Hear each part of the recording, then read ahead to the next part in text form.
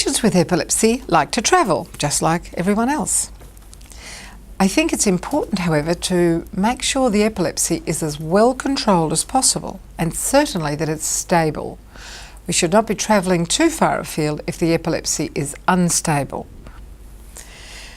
Now remember, epilepsy does add to our risks, so we need to be realistic. It's not a good idea to go to exotic places where we might put ourselves or other people at risk. But within reason, it's very reasonable for epilepsy patients to travel, and here are some precautions and thoughts you might like to think about before you do. Firstly, always have with you a summary letter from your doctor about the type of epilepsy you've got, the epilepsy syndrome, and the treatment you take. You'll need that list of treatment anyway for customs. Secondly, consider travel insurance. Now, if your epilepsy is difficult, travel insurance may be difficult. So that is something you will have to weigh up the risks and benefits of travel. Similarly with vaccinations, and in general, I would always recommend that you have all the vaccinations you need. Remembering again that if a vaccination causes you to be sick or a high fever, you might then temporarily upset the epilepsy control. I would always suggest that you travel with a companion, someone who can look out for you. So, what do you do if you're going on long distance travel?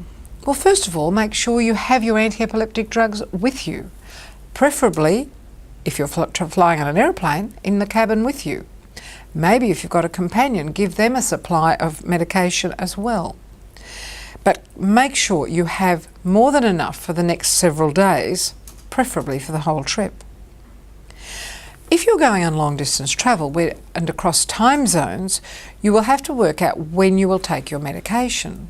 So normally you take medication morning and night, about a 12-hour interval. So on long distance travel, try and keep your medications about 12 hours apart. If you need to make an adjustment at the other end, then work out a way of just bringing them forward a little bit. So you might be taking your medications every 8 hours or 10 hours, and so on, until you re-establish a routine at the other end.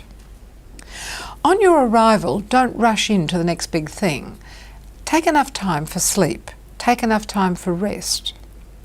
And another thing on travel, because sometimes we do pick up tummy wogs and things and we get diarrhea or vomiting, take an extra dose of medication if you think you may not have absorbed it, if you think you might have vomited it. It's better to be safe than sorry, and most regimes will allow for an extra dose. But I suggest you talk to your doctor about that before you leave Australia.